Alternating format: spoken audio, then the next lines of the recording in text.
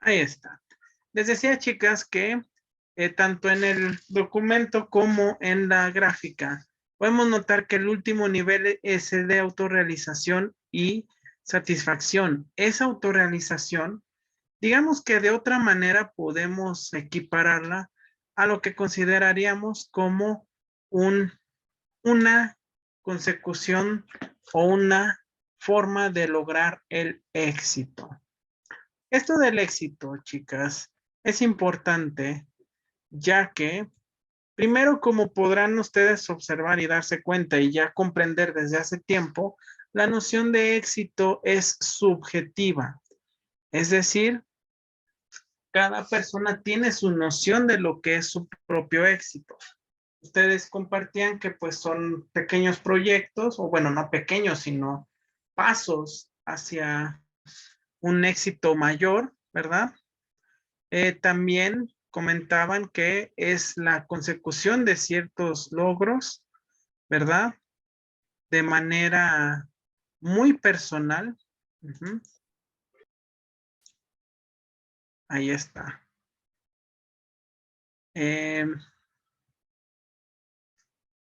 Y bueno, esto del éxito va en función, chicas, de lo que es justamente la motivación que va a llevar hacia la autorrealización.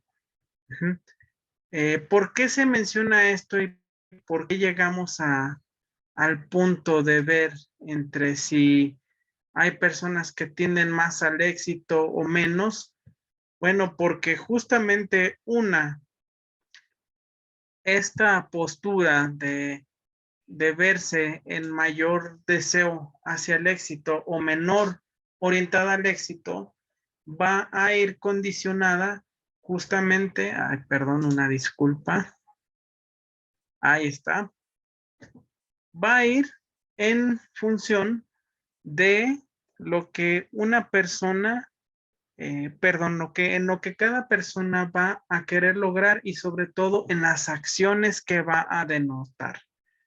Una persona, por ejemplo, con alto deseo de éxito, toma responsabilidades personales, emprende tareas, busca de manera afanosa completar esas tareas, quiere obtener éxito, pero como vemos, esta persona que tiene una gran carga o alto deseo de éxito no se espera a que pues otras personas vean por ella y mucho menos hace responsable a otros de lo que va a hacer.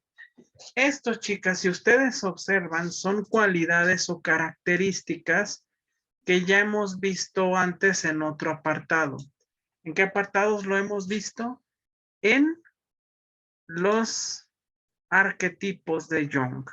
Algunas de estas características las hemos visto en arquetipos como el héroe, el líder, el creador, y es por una razón. Porque ya sea que desde el humanismo, conductismo o psicoanálisis hablamos de personalidad y de estructuración de la persona.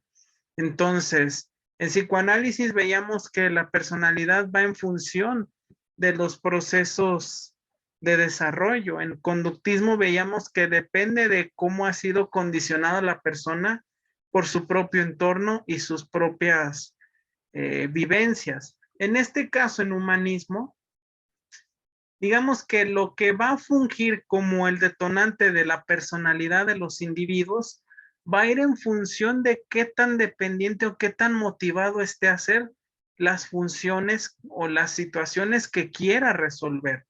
Es decir, esto del éxito y de la postura de una persona hacia el éxito, o si con, con alto deseo, con alta motivación, con menor motivación, o inclusive con menor, con un alto deseo de éxito, si ustedes se dan cuenta, va a ir determinando cómo va a actuar la persona. En cierta forma, esto del deseo hacia el éxito es es la motivación y por ende la consecución de necesidades. Si hay alta tendencia, si hay alto deseo de éxito, alta motivación, vamos a ir teniendo, pues, rasgos, situaciones que van a definir una persona con mayor capacidad de resolución de problemas, con una personalidad más atrayente, con una personalidad más impositiva, más orientada hacia las tareas, que hacia la persona.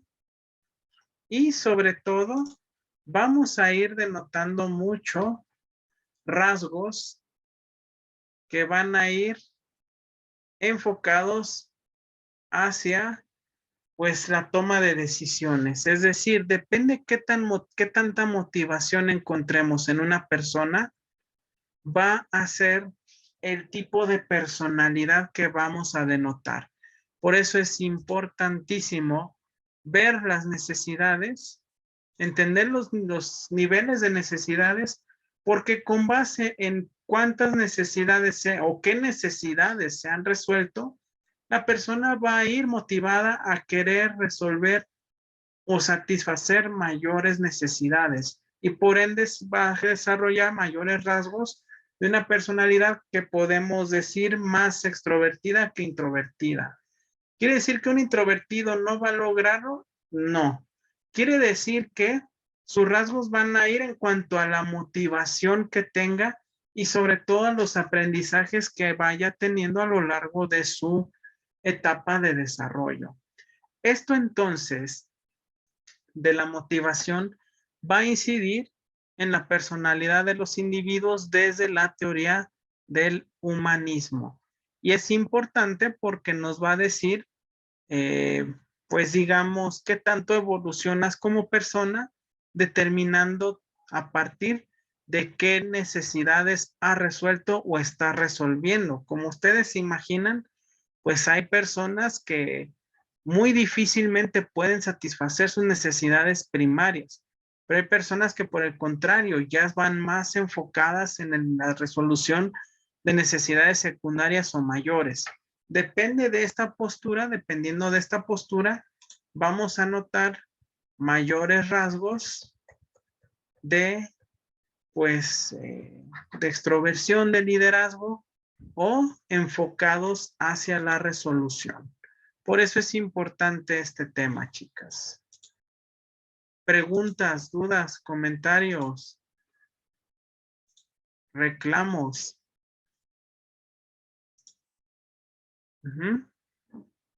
No, profe. Muy bien. Siguiente punto que vamos a ver habla sobre la conducta emocional. Primero que nada, conducta, ¿recuerdan qué es?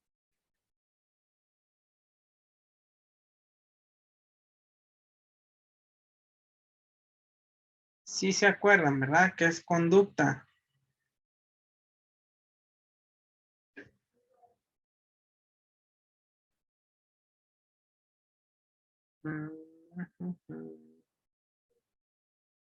Creo que ya se les olvidó.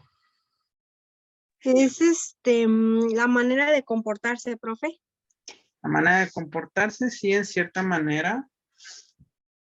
Recuerden que tiene que ver con un estímulo y una respuesta.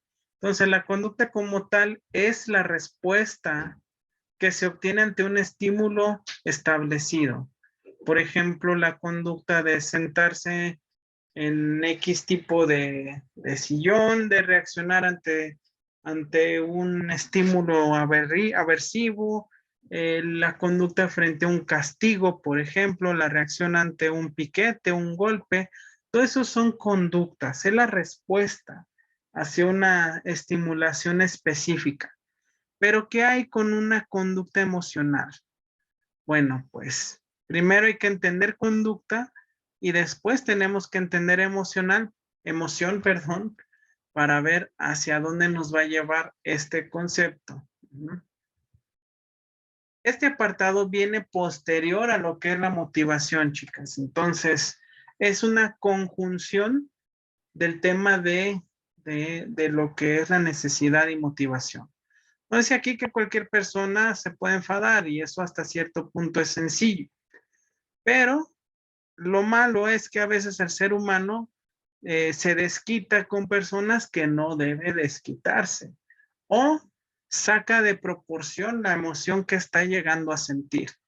Yo siempre les he dicho y se los recuerdo, se los repito, se los dije cuando estábamos en la clase anterior en antropología, lo peor que puede hacer una persona es no expresar sus emociones, es negar que están sucediendo y reprimirlas. ¿Por qué? Porque eventualmente las emociones van a salir, pero como han sido tan reprimidas, lo van a hacer de una forma que no es saludable o no es adecuada para el individuo. Entonces, primero vamos al punto de lo que es la emoción. La emoción es una reacción rápida y directa sobre alguna situación y esta surge de forma incontrolable y con gran fuerza. Entonces, emoción, reacción rápida sobre alguna situación y con una carga emotiva o de sensaciones. Entonces, si hablamos de que la emoción es una reacción y la conducta es una respuesta, entonces lo que implica la conducta emocional es el cómo reaccionamos ante un estímulo que se nos está presentando. Goldman, que es precisamente eh, pionero en esto de la conducta emocional, comenta que todas las emociones son impulsos que llevan a actuar a la persona, son programas de reacción automática con los que nos ha dotado la evolución. Entonces, ya como tal, la motivación, perdón, la emoción, bueno, pues es algo que proviene del latín, que es movere, moverse, implica la acción que hay sobre una tendencia a la acción tras pues una respuesta, tras una reacción, o mejor dicho, tras una situación que provoca esa emoción. Entonces, primero que nada hay que entender algo. Yo les decía que las emociones deben dejarlas fluir por una razón, porque estas tienen un componente fisiológico. Ajá, se percibe, por ejemplo, en el enojo, cuando ustedes se enojan, ¿qué es lo que notan de sí mismas? ¿Cómo reaccionan? ¿Qué signos o qué situaciones fisiológicas denotan que ustedes están enojadas?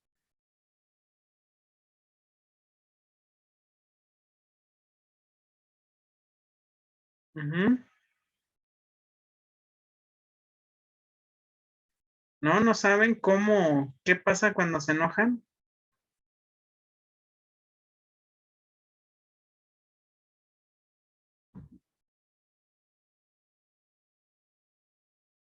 Ujú. Nos da mucha ira, profe. Pero, Queremos golpear a la gente. pero fisiológicamente, ¿qué la caracteriza? ¿Cómo cambia su estado físico? Pues pongo mi cara de enojada, profe. Ok, desde la cara, muy bien, pero ¿qué más? ¿En qué más se le nota? Ujú. En el modo de hablar también, que Así estoy es, molesta. la voz se agudiza, no se agudiza, se vuelve más grave, ¿no?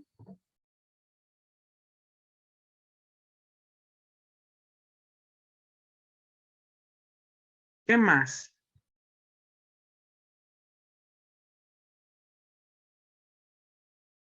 Los músculos no se contraen.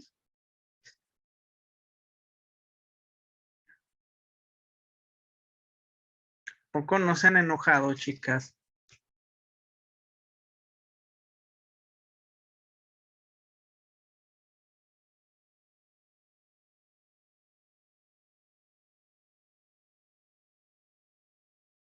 Todos los días, profe, hago corajes. ¿Por qué dice eso? Ah, en el trabajo. Con mis alumnos. Ujú. No hacen caso. ¿A poco? Sí. Ok. Bueno. Con las mamás también. Ujú. Que lo solapan a los pequeñines. Exactamente. No, mi angelito no es capaz de hacer algo así. No, él no hace, él no hizo. Ujú. Bueno, pues como notarán, el enojo en el caso de usted dice, bueno, es por los alumnos y las mamás. Entonces podemos entender que ese enojo es una respuesta. Ajá, es una respuesta emocional hacia una situación específica.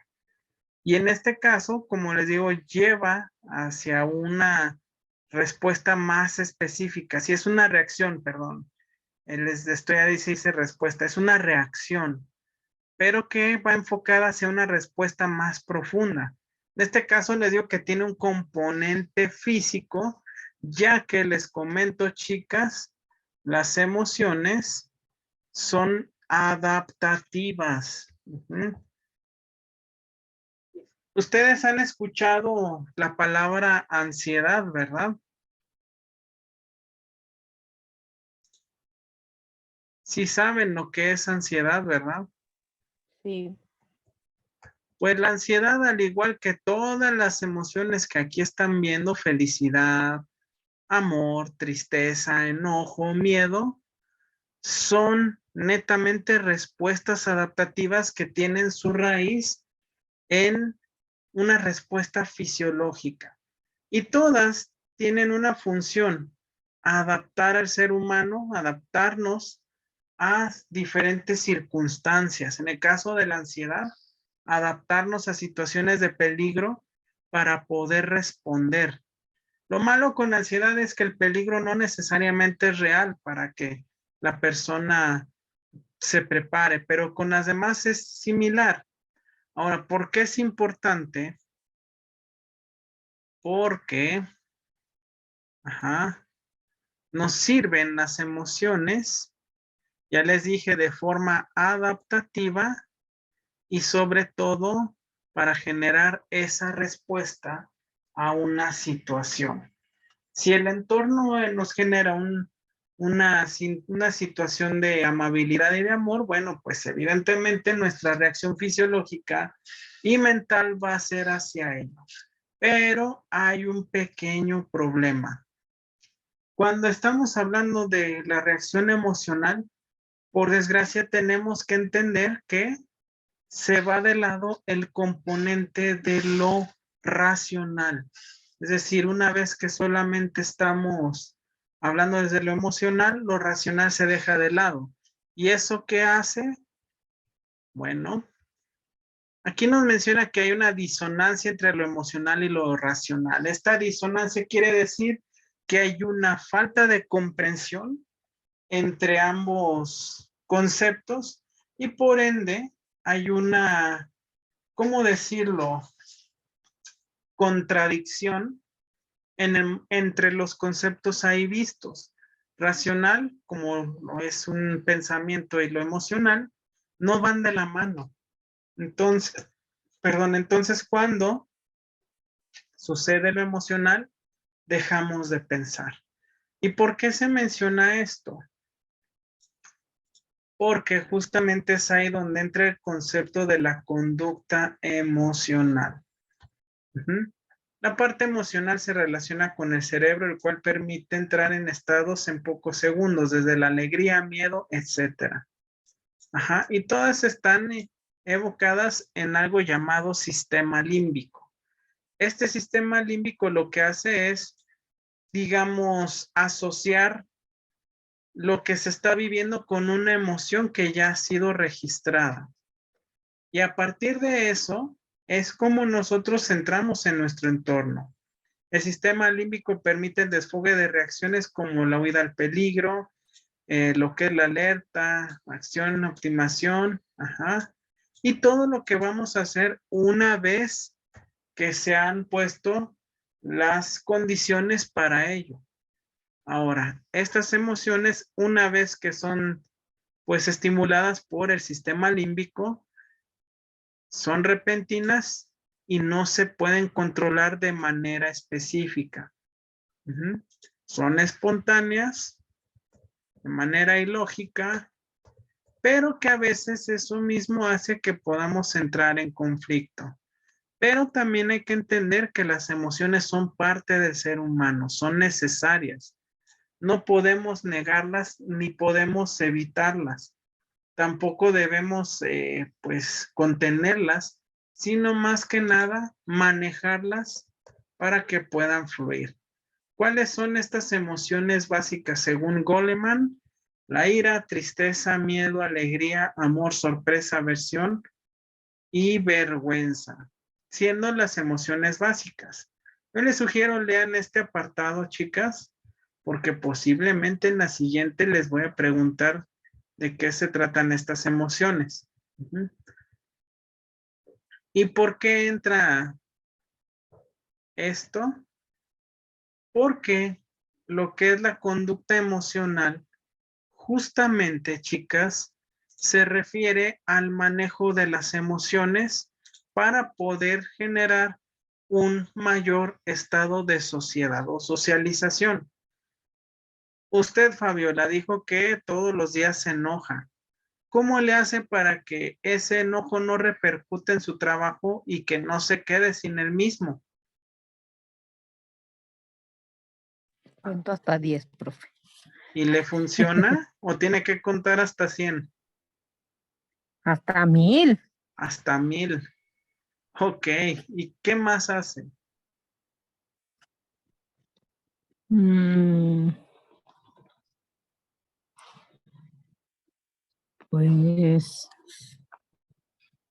Pues trato de no enojarme, pues de todos modos es lo mismo. Ok, Cada que mando llamar a las mamás es lo mismo. me imagino.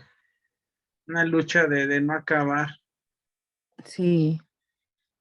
Ok, creo que Esmeralda nos va a proponer algo. Díganos, Esmeralda. Gracias, Fabiola. Yo también soy muy enojona, profe. ¿También? Sí.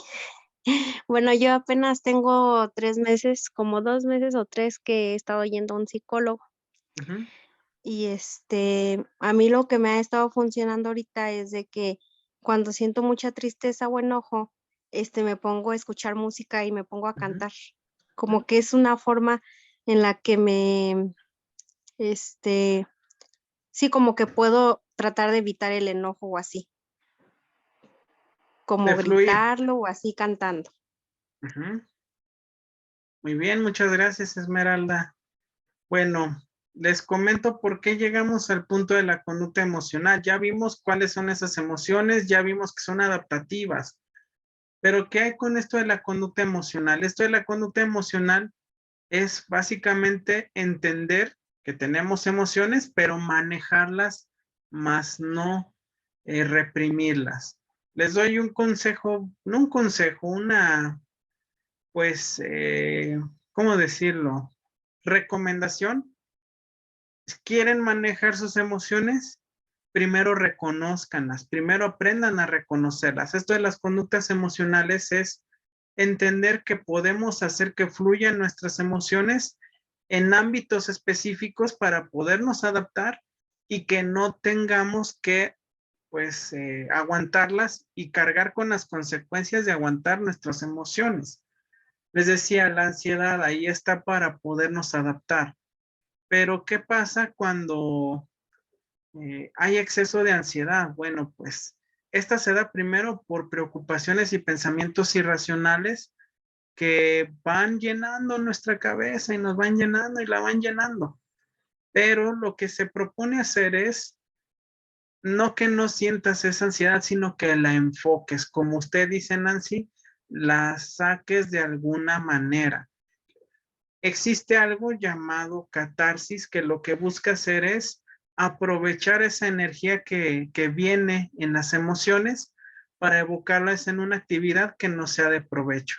Por ejemplo, caminar, cantar, hacer un trabajo, hacer limpieza, hacer ejercicio también, pintar, hacer silbar, hacer ejercicios específicos de, pues, de respiración. Todo esto es con el fin de que podamos aprovechar la carga de nuestra emotividad, esa reacción la identifiquemos y la podamos aprovechar a nuestro favor. Sí, yo sé que suena más fácil decirlo que hacerlo, pero una vez que lo logran, podrán notar que es de gran provecho. Pero como les digo, el primer paso es reconocer la emoción. Por eso les digo, lean más profundamente ese aspecto. Ajá. De ahí vamos a retomar el concepto de emoción, de conducta y las emociones básicas. Entonces, les voy a pedir que lean más a profundidad este documento y más porque hemos llegado a la parte que es 2.3. Si se dan cuenta, en la página 37 del PDF señala que es la 34. Les voy a pedir que apunten. Es 2.3, percepción y memoria. Van a leer percepción.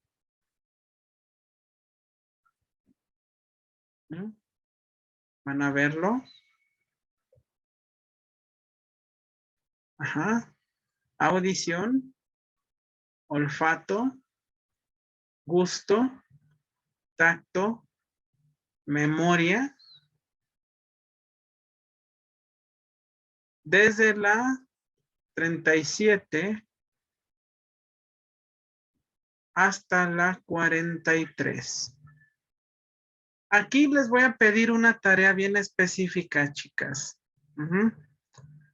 No les voy a pedir un reporte de lectura porque si se dan cuenta, no son muchas hojas. Segundo, tampoco son letras muy chiquitas. Lo que les voy a pedir es un ensayo a partir de lo que ustedes van a leer. Van a hacer un ensayo sobre lo que les propone ahí de percepción, los sentidos y sobre todo memoria. Se pueden apoyar también de lo que acabamos de ver de la conducta emocional y las emociones para que lo puedan complementar. Una vez que ustedes hayan hecho su ensayo, la siguiente semana vamos a ver y a entender por qué es tan importante entender estos conceptos dentro de la psicología social. Entonces, chicas, recuerden que para la tarea les voy a dejar aproximadamente una semana completa. Ustedes lo empiezan a leer y me hacen un ensayo de unas 2 cuartillas como máximo. Además de eso, ya saben su conclusión ahí mismo y pues la bibliografía consultada. ¿Dudas, preguntas que tengan?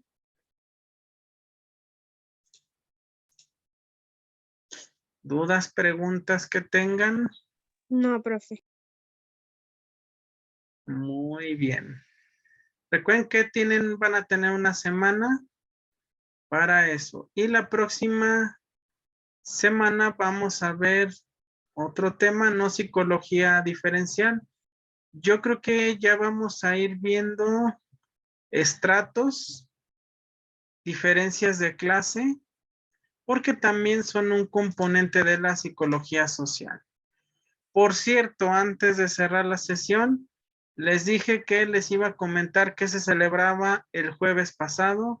Pues les comento, un 3 de noviembre de 1592, en lo que conocemos actualmente como Cerro de San Pedro, se fundaba lo que en ese momento se llamó como San Luis Minas del Potosí.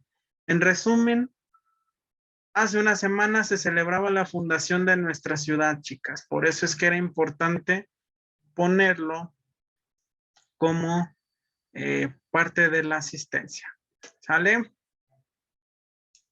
Preguntas, comentarios, no hay nada, ¿verdad? Si puse eso, ¿me va a poner un 10? Un 10 en esa actividad, posiblemente, pero 10 total, no. Bueno, Buen intento, pero no va por ahí, Esmeralda, ¿sale?